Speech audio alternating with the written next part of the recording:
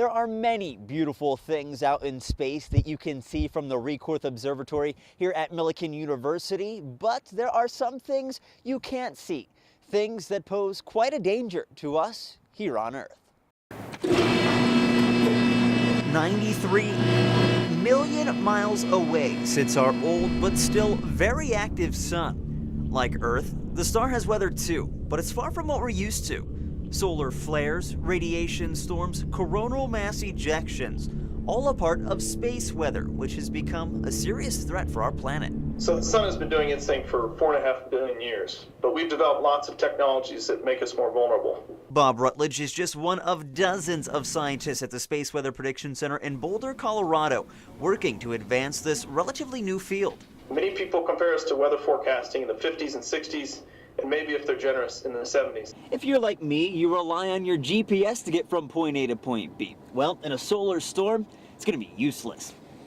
Head southeast toward North Oak Crest Avenue. Not only would GPS be impacted, high-frequency radios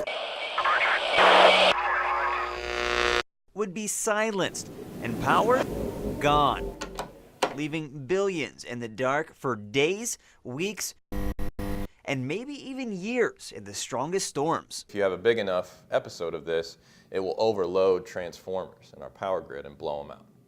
So you could have worldwide outages. When you look at the magnitude of the impacts and risk if we lose power over a large area, it certainly needs to be addressed. And that's why it has the attention at the highest levels of the U.S. government.